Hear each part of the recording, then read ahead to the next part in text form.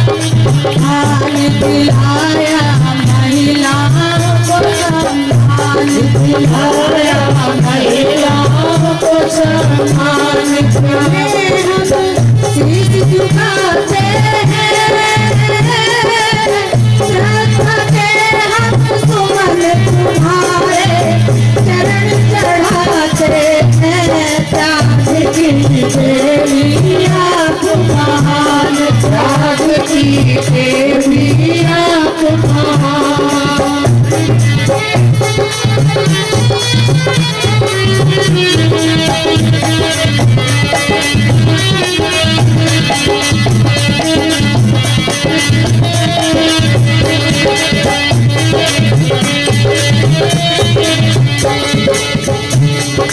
जब बाबा ने करी पढ़ाई, जब बाबा ने करी पढ़ाई, मेरी माँ ने भी लड़ी लड़ाई, मेरी माँ ने भी लड़ी लड़ाई।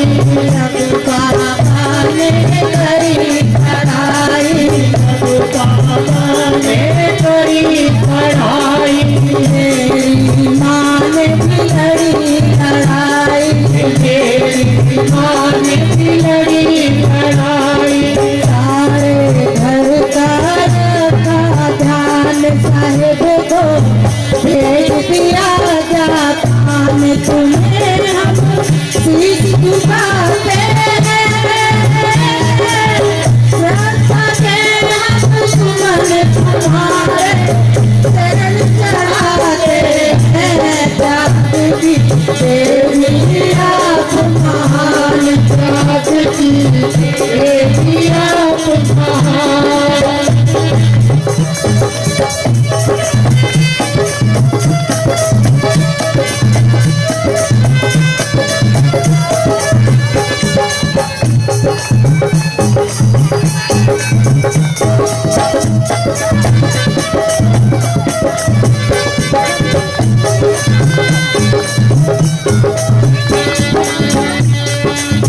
बेटी इंदु बीमार पड़ी थी, बेटी इंदु बीमार पड़ी थी, विपदा उनके सर पे खड़ी थी, विपदा उनके सर पे खड़ी थी। को भेज दिया था दान बिंदु की चली गई फिर जान, साहिब को भेज दिया फिर जान बिंदु की चली गई फिर जान। तुम्हें हम शीश झुकाते हैं, श्रद्धा के हम तुम्हारे चरण चढ़ाते हैं। त्याग की देवी आप महान, त्याग की देवी आप महान।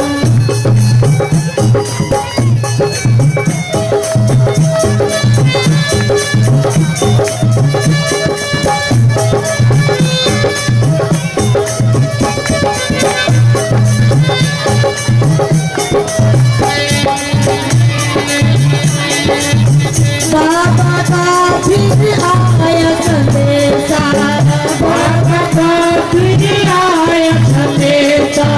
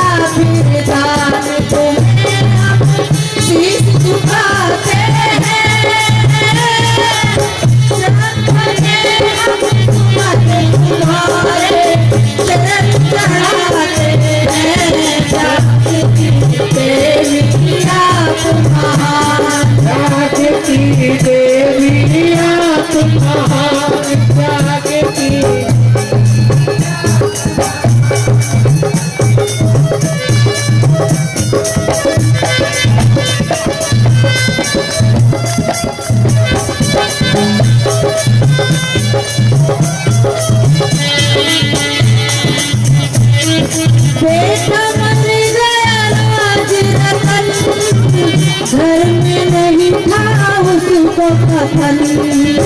बेटा मर गया राज रतन, घर में नहीं था उसको कफन। माँ ने जब भी सोचा बहना, ना पहले कोई और कफन। माँ ने जब भी सोचा बहना, ना पहले कोई और कफन। कर दिया बच्चों को कुर्बान हमारी, सबकी बचा ले जान। उन्हें हम शीश झुकाते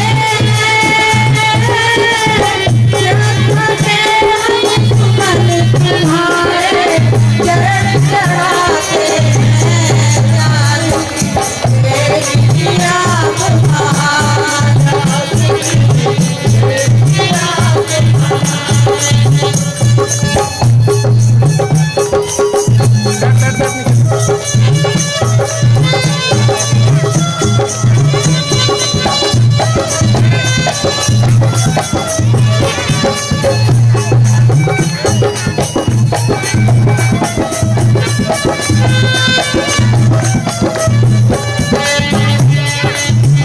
एक दिन माँ फिर थक के सो गई, हम सबसे वो दूर चली गई। फिर थक के सो गई, हम सबसे वो दूर चली गई।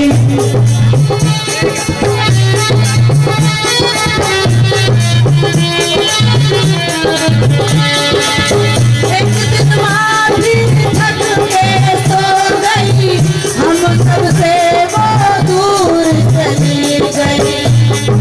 आ गई हम पर अपनी जान, आ गई हम पर अपनी जान के दे गई सब आली जान के दे गई सब आली जान के। भूले ना तेरा एहसान, भूले ना तेरा एहसान के बिना जाए तुम्हारा गान, के बिना जाए तुम्हारा गान। तुम्हें हम शीश झुकाते हम सुमन तुम्हारे चरण चढ़ाते हैं। त्याग की देविया तुम्हारे, त्याग की देविया तुम्हारे मिलाया महिला सम्मान, त्याया महिला सम्मान। तुम्हें हम शीश झुकाते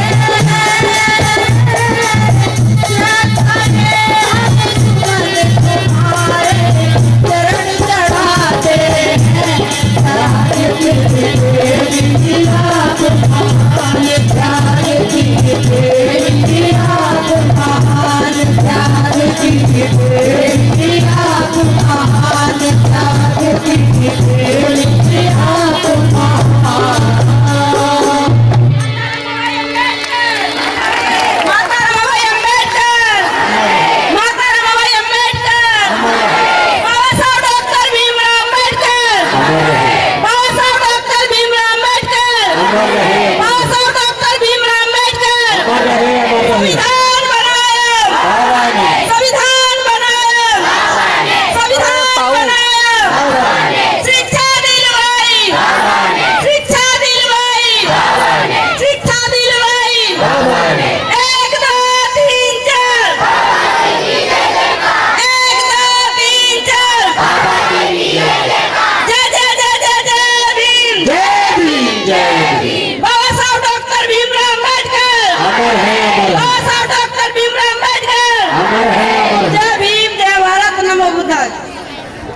थैंक यू।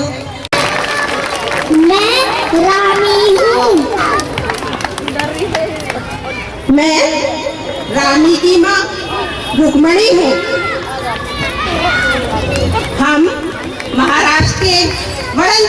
रहते हैं। वहीं पर 7 फरवरी 1898 को रामी का जन्म हुआ। मैं रामी का पिता भीगू धात्रे हूँ। मैं बंदरगाह से मछलियों की टोकरी सिर पर रखकर बाजार तक पहुंचाने का काम करता हूँ। मैं बहुत गरीब आदमी हूँ।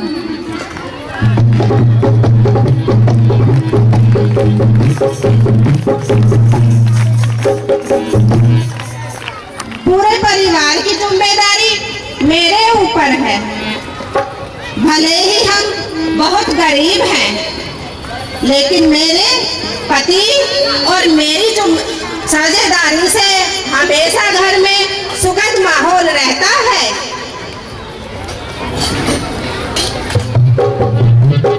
रामी के घर में सब कुछ ठीक चल रहा था। एक दिन अचानक रामी के पिता को खून की उल्टी हुई, जो एक बड़ी बीमारी का इशारा था। एक तो वे गरीब, दूसरे इलाज की कोई व्यवस्था ना होने के कारण पिता की बीमारी बढ़ती चली गई, जिससे घर की शांति भंग होने लगी। इसी कारण रामी की माँ रामी के पिता की चिंता में उनसे पहले ही हमें छोड़कर चली गई। माँ के जाते ही पिता भी चल बसे। अब घर में रामी, छोटी बहन गौरा और छोटे भाई शंकर ही बचे।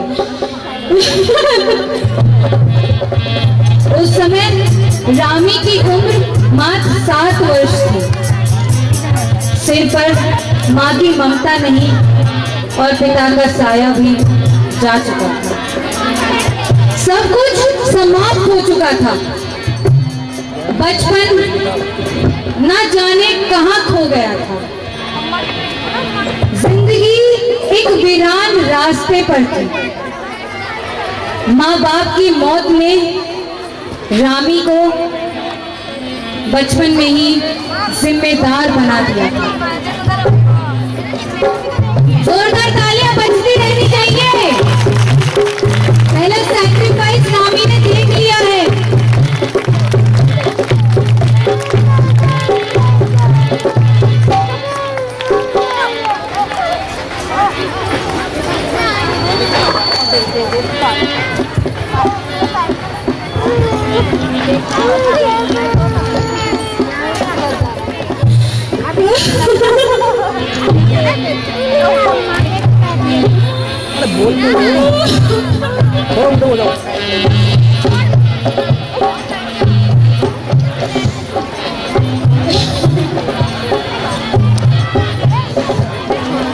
मेरा नाम गोविंद है। मैं रामी का मामा हूँ।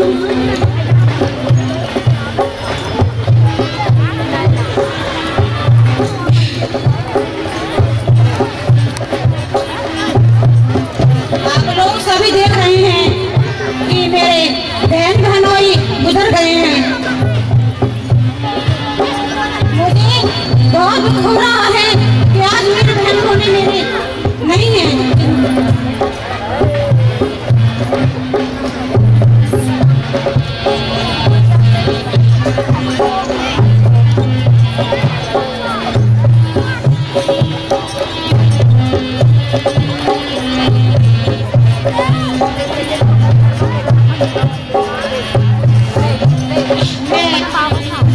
तीनों बच्चों को घर मुंबई लेकर जा रहा हूँ।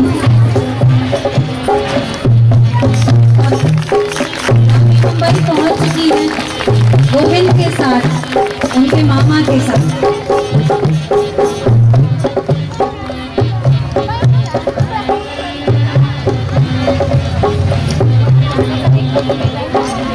मैं रामजी राव हूँ। मैंने रामी के बारे में आस पड़ोस के लोगों से सुना है कि रामी बहुत ही सुंदर और गुणवान लड़की है। मैंने उसी दिन अपने बेटे भीमराव का विवाह रामी से तय किया।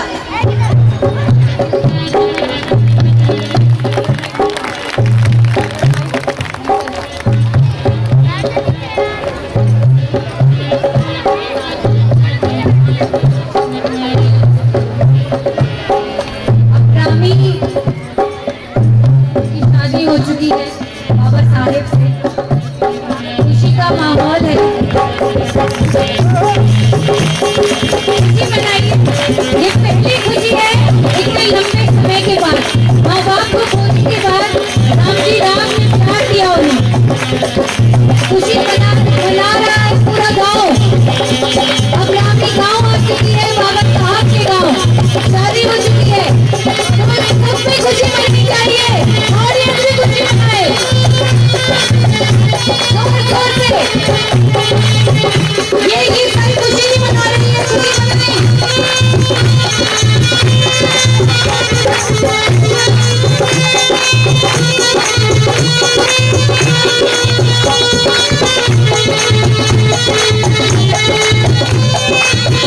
सारे गांव खुशी मना रहे हैं। यहाँ सारा समाज खुशी मना रहा है कि उस महिला बाबा साहब मिल चुके हैं, जिसके कारण हमारी जिंदगी में सुख आने वाला है। जोरदार तालियां बजती रहनी चाहिए। लाइट से तालियां बजती नहीं है, जोरदार तालियां बजाइए।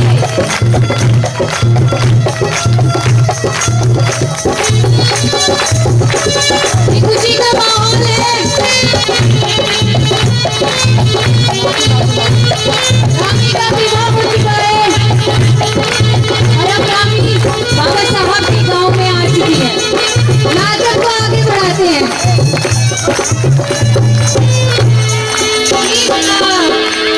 अगर किसी को दान देना है तो इधर दीजिए, नाटक के दौरान स्टेज पर ना आए।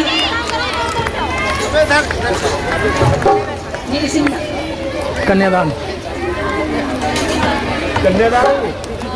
कन्यादान का अनाउंसमेंट कर दो ना, कर दो। अगर आप दान देना चाहते हैं तो प्लीज नाटक के दौरान स्टेज पर ना आए।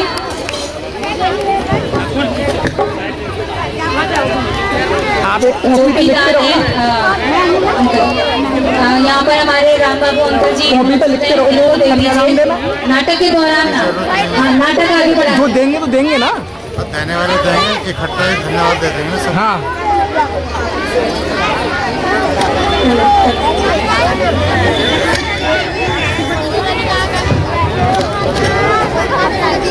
शांति बनाए रखें, बहुत जरूरी है। अगर नाटक का मजा लेना है तो शांति बनाए रखें, शांति बनी रहनी चाहिए।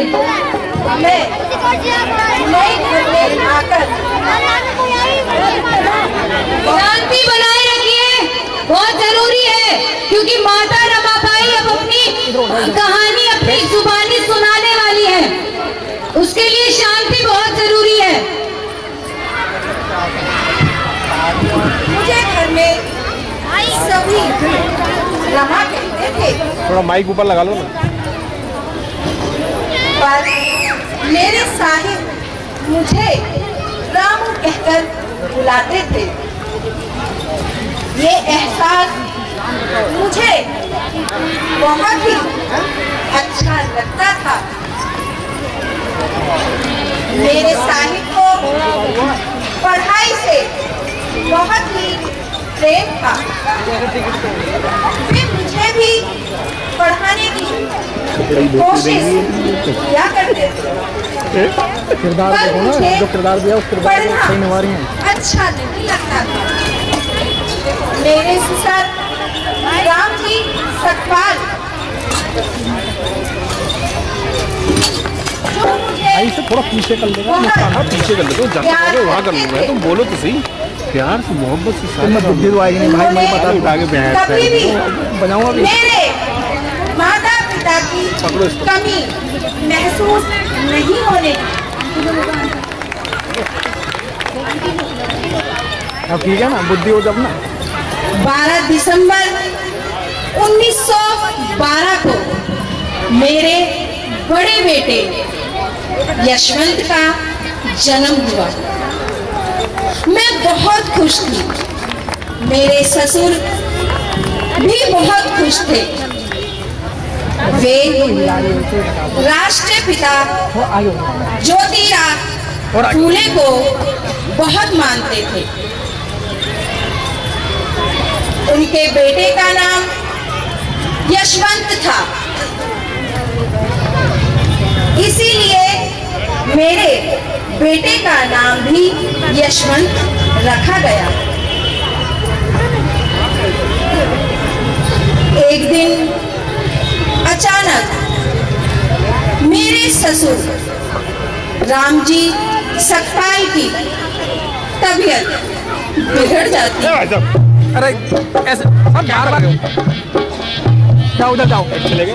अरे बिगड़ जाती है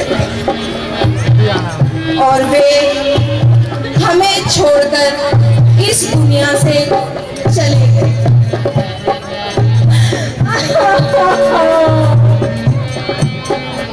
खुशी के बाद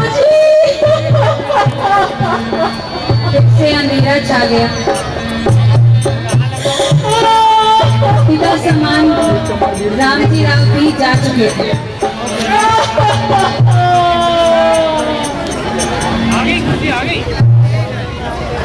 फिर से दुख के काले बादल थे रमाबाई के जीवन में। इस एहसास को बखूबी दर्शाती हुई हमारी रमाबाई की किरदार निभाने वाली रेणु जी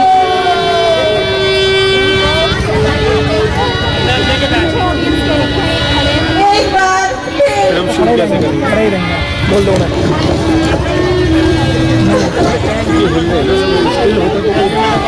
हम अनाथ हो गए। एक बार फिर हम अनाथ हो गए। एक दिन मेरे साहिब को विदेश से चेयर मंगा लो ना एक अपने। पढ़ाई करने के लिए चेयर पर खाएंगे क्या, फिर डिस्टर्ब हो जाएगा। बड़ौदा के राजा साईं जी गायकवाड़ द्वारा चुना गया। मैं बहुत खुश थी, मैं बहुत खुश थी, लेकिन अकेले ही पूरे परिवार का बोझ उठाना मानो पहाड़ जैसा दिख रहा था। साहिब पढ़ाई करने विदेश चले गए और मैं यहाँ मेहनत करके अपने परिवार का पेट भरने लगी। उस समय मेरी उम्र 16 वर्ष की थी और 7-8 लोगों का परिवार था, लेकिन घर में कोई दूसरा कमाने वाला नहीं था।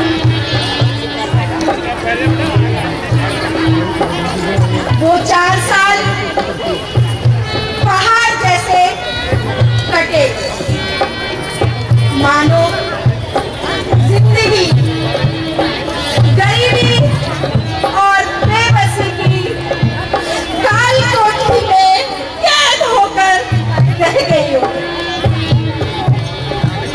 एक दिन फिर से मेरे साहिब की चिट्ठी आई। फिर से खुशी आई, इस बार साहिब की चिट्ठी आई। तो बाबा साहब की चिट्ठी आई है, तालियां बजाते रहिए, इनको प्रोत्साहन भी बढ़ेगा, माहौल थोड़ा गर्म भी रहेगा। कि वे वापस आ रहे हैं।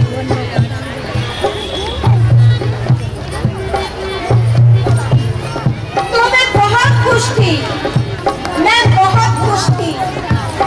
माता रमाबाई खुश थी, वो एक बार फिर से खुश थी। ये पहली खुशी थी रामजी राव को खोने के बाद, पहली खुशी बाबा साहेब की चिट्ठी आई है, तो उनकी खुशी में शामिल हुई है। गांव वाले भी शामिल हो रहे हैं, आप भी शामिल होइए। 4 साल बाद फिर से घर में खुशी का माहौल था, लेकिन यह क्या, मेरे साहिब फिर से ऊंची पढ़ाई करने के लिए विदेश चले गए और हमारी फिर वही परिस्थिति आ गई। आर्थिक तंगी से जूझते हुए मैं जैसे तैसे अपने परिवार को संभाल रही कि तभी अचानक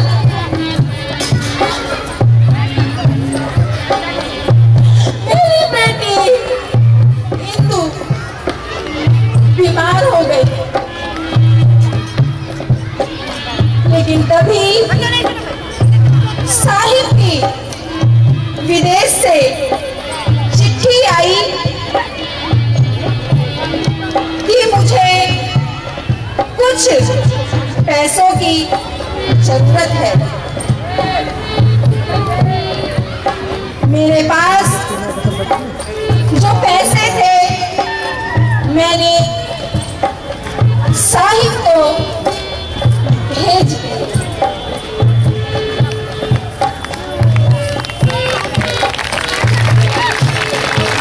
माता रमाबाई का एक फिर से बड़ा योगदान, जो इंदु के लिए पैसे थे वो भी साहिब को भेज दिए।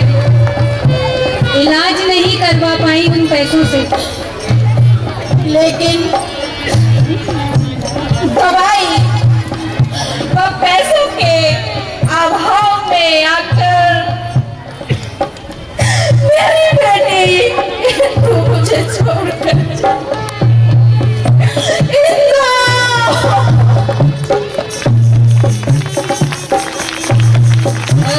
रमाबाई ने फिर से एक बच्चे को खो दिया, उन्होंने अपनी बेटी को खो दिया।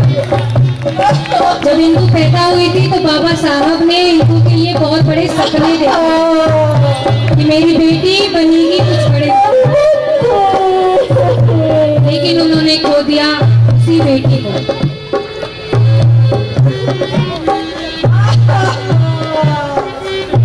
फिर से दुख आया उनके हिस्से, बहुत बड़ा दुख, बहुत बड़ा दुख। जिम्मेदारी संग ना ही भर रही है उड़ान, ना कोई शिकायत ना कोई थकान। और ऐसे ही रमाबाई फिर एक बार उठी जीने के लिए, एक कुर्बानी फिर करने के लिए, त्याग करने के लिए। तो मैं समझती हूँ कि यहाँ पर फिर से तालियां बजनी चाहिए उस त्याग के लिए, फिर से उस भरोसे के लिए, उस हिम्मत के लिए जो उन्होंने इंदु को खोने के बाद दिखाई। मैं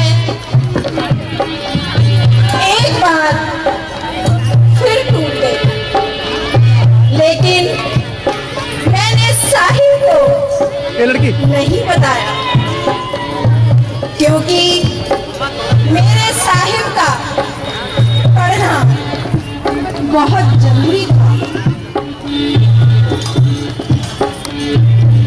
अभी इंदु को मैं ठीक से बुला भी नहीं पाई थी कि तभी छोटा बेटा रमेश निमोनिया का शिकार हो गया।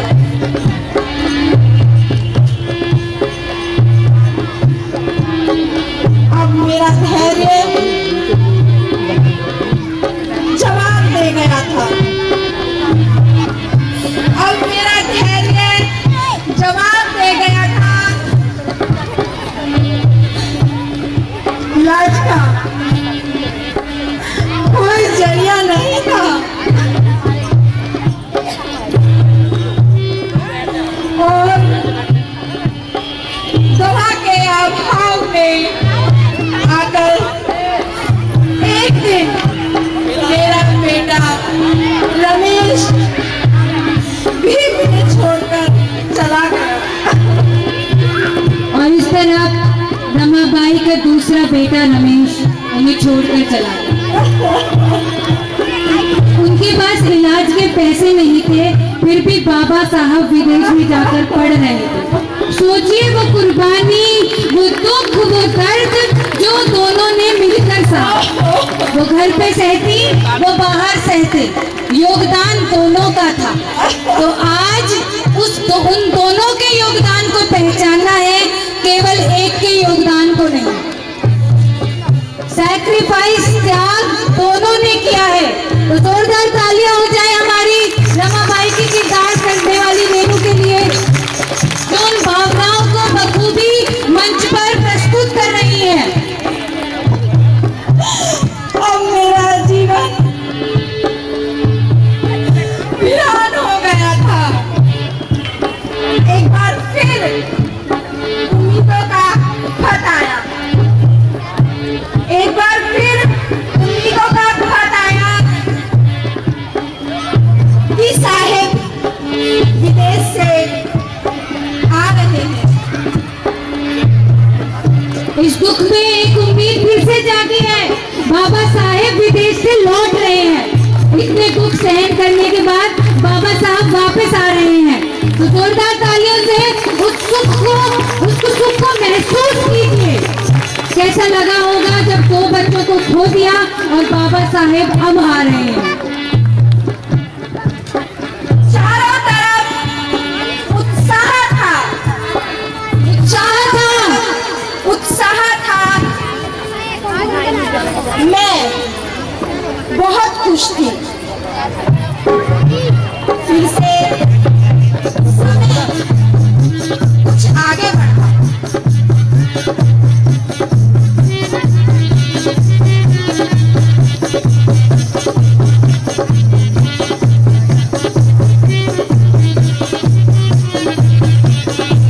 खुशी का माहौल है। गांव वाले भी जीने लगे हैं एक बार फिर से। देखिए मछली वाला मछली बेच रहा है, दुकान बैठी है, काम कर रही है। रमाबाई बहुत खुश है। बाबा साहब वापस आ रहे हैं। एक बार फिर से खुशी मनाइए, महसूस कीजिए खुशी को, सीधे तक मनाइए खुशी को।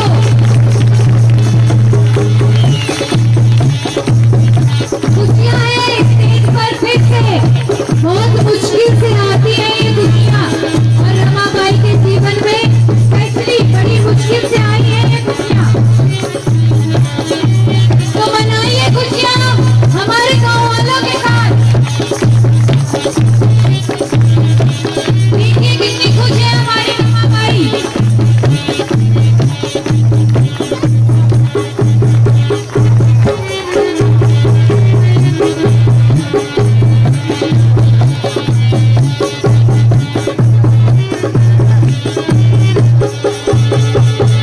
समय कुछ आगे बढ़ा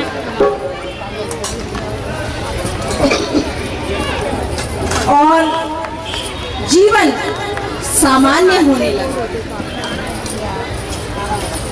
एक दिन फिर से बड़ौदा नरेश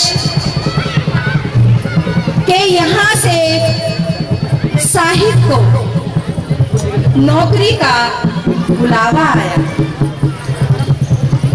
मैं फिर से खुश थी, परंतु साहिब ने उसे स्वीकार नहीं किया। उन्होंने कहा,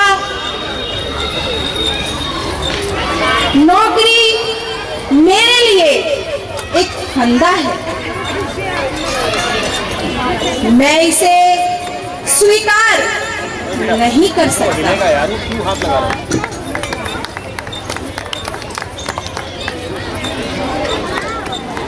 बाबा साहब ने नौकरी स्वीकार नहीं की, उनके घर में पैसे नहीं थे, फिर भी उन्होंने पढ़ने का सोचा। तो उस सोच, उस कुर्बानी, उस दुख के लिए एक बार जोरदार तालियां इस रिकॉग्निशन के लिए कि आप उसको भी महसूस कर पा रहे हैं। उस समय को वो यहाँ पर दोबारा आपके सामने प्रस्तुत कर पा रहे हैं।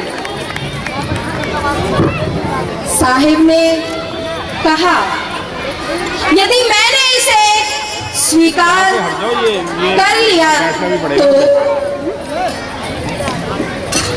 मैं अपने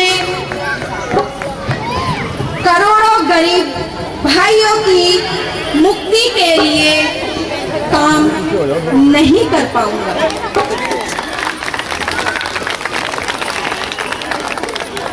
एक बार फिर घर में गहरी खामोशी थी। घर में कुछ नहीं था।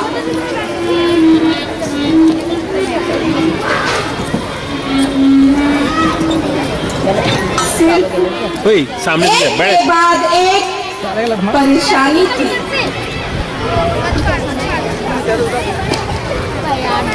मेरा बेटा गंगाधर, जो अभी कुछ दिन पहले ही पैदा हुआ था, वह भी बीमार हो गया। इलाज की कोई व्यवस्था नहीं थी। इधर साहिब समाज की उत्थान की लड़ाई में घर से बाहर रहते थे। घर की सारी जिम्मेदारी मेरे ऊपर थी।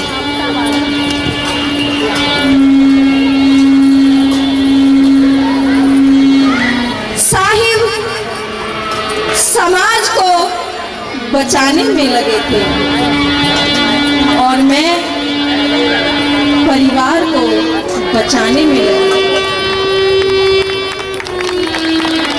साहिब हमें बचाने में लगे थे और माता रमाबाई उस परिवार को जो साहिब उनके भरोसे छोड़ कर गए थे, वो जिम्मेदारी माता रमाबाई बखूबी निभाने की कोशिश कर रही थी।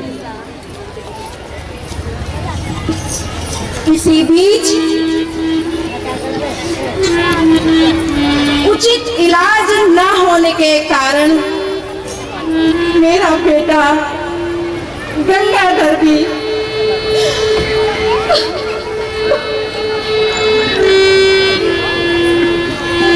मुझे छोड़कर चला गया। और ऐसे रमाबाई ने अपना तीसरा बेटा गंगाधर खो दिया। एक के साथ एक वो बच्चे खोती रही और हम आज भी सो रहे हैं। ये सोचने की बात है। उस कुर्बानी को हम महसूस नहीं कर पा रहे हैं आज भी। इस तरह मेरे तीसरे बच्चे का जीवन भी आर्थिक तंगी की भेंट चढ़ गया।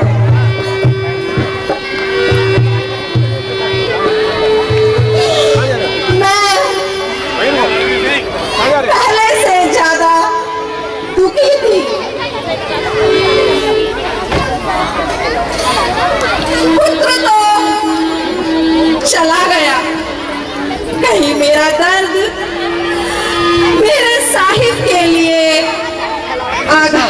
न बन जाए। इसीलिए मैं चुप थी। माता चुप थी कि वो दर्द बाबा साहेब की पढ़ाई में अड़चन ना लाए। चुप थी कि वो दर्द हम लोगों के सुख में कोई अड़चन ना लाए। ये वही कुर्बानी थी जो वो बार बार देती रही और हम शायद उन कुर्बानियों के बारे में आज भी नहीं जानते। तो ये है महिला मंडल का प्रयास आपकी तरफ एक ऐसी कहानी लाने के लिए जिससे हम लोग आज भी वंचित हैं। 4 बच्चों को खोना आसान बात नहीं होती और यहाँ वो खोती रही और हम आज भी सो रहे हैं। हम दोनों पूरी तरह टूट चुके थे। फिर भी मैंने साहिब को विश्वास दिलाया कि गरीबी के अभाव में आकर ना तो मैं स्वयं सम्मान को खोने दूंगी, ना ही आपके आंदोलन को पीछे हटने दूंगी।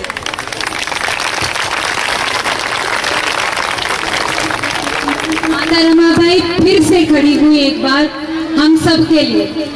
बाबा साहब की पढ़ाई में अड़चन ना बनने के लिए वो एक बार फिर से खड़ी हुई। तो उस साहस के लिए जोरदार तालियां होनी चाहिए, जोरदार तालियां होनी चाहिए, फीकी तालियां नहीं होनी चाहिए। उस साहस के लिए, उस धैर्य के लिए, उस सम्मान के लिए जो हमें मिला। समय के साथ फिर से जीवन में खुशी आई और मेरे राजरत्न का जन्म हुआ। फिर से खुशियां आई और इस बार फिर से चौथे बेटे राजरत्न का जन्म हुआ। वो खुश थी, वो 3 बच्चों को खोने के बाद भी खुश थी। सोचिए अगर हम उनकी जगह होते तो शायद हम मर चुके होते, क्योंकि वो समय अलग था, वहाँ सबके दुख अलग थे। आज की सुख सुविधाओं में शायद हम उन चीजों को इग्नोर करते जाते हैं, लेकिन वो खुश थी। 3 बच्चों को खोने के बाद अपनी चौथे बेटे राजरत्न के जन्म पर वो बहुत खुश थी और शायद उस खुशी का कोई मोल नहीं था, शायद उस खुशी का कोई मोल नहीं था। तो खुश होइए आप भी, प्रोत्साहन बढ़ाइए हमारी महिलाओं का।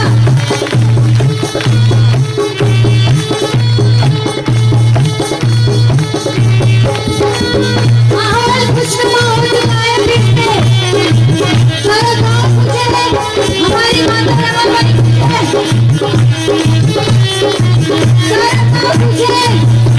मछली वाला भी डांस कर रहा है क्योंकि बाबा साहब का 14 बेटा पैदा हो चुका है, राजरत्न। गाँव खुश है, सब खुशियाँ मना रहे हैं।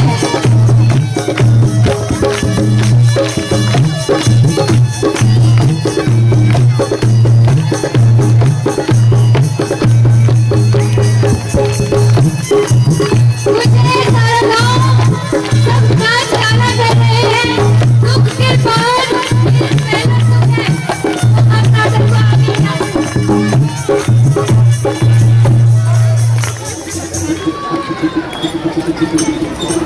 मुझे जीने का नया सहारा मिल गया। साहिब भी अपने बेटे राजरत्न से बहुत प्यार करते थे। अब राजरत्न 9 महीने का हो गया था अब राजरतन 9 महीने का हो गया था।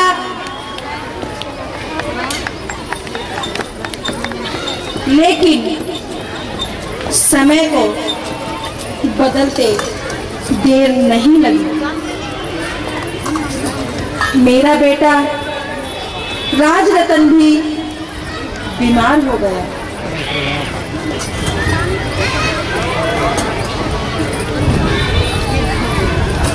उनका चौथा बेटा राजरतन, जिसके जन्म पे बहुत खुश थी, अब वो भी बीमार हो गया था। वो दुख इस बार बहुत बड़ा और बहुत गहरा था। एक दिन राजरतन ने भी मुझे इस दुनिया में अकेला छोड़ दिया। मेरा राजरतन मुझे छोड़कर इस दुनिया से चला गया।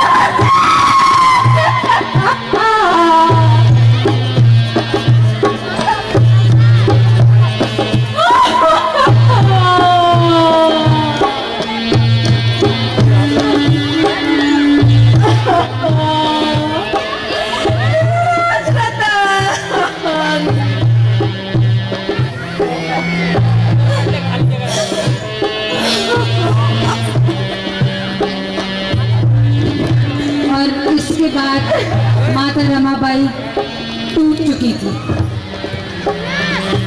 वो ये सदमा बर्दाश्त नहीं कर पाई। एक महिला पूर्ण चक्र है, उसके भीतर सृजन, पोषण और परिवर्तन करने की शक्ति है। इसी शक्ति के साथ हमारी माता फिर से उठी। हम लोगों के लिए अपना चौथा बेटा खोने के बाद भी वो टूट चुकी थी, लेकिन समाज की भलाई बच्चों की मौत से ऊपर थी। हमारी भलाई, जितने लोग यहाँ खड़े हैं, इस दृश्य को देख रहे हैं, उसकी भलाई, हम लोगों की भलाई के लिए वो चौथा बच्चा भी कुर्बान कर चुकी थी। अब मेरे धैर्य का बांध टूट चुका था। तीनों बच्चों की मौत को तो जैसे तैसे मैंने सहन कर लिया, पर राजरतन की मौत ने मेरी हिम्मत ही तोड़ दी थी। और इस प्रकार साहिब के साथ साथ मैंने भी अपना जीवन कुर्बान कर दिया। मैंने भी अपना जीवन कुर्बान कर दिया। पर मेरे कुछ सवाल हैं। क्या आया मेरे हिस्से? क्या आया? सिर्फ दुख।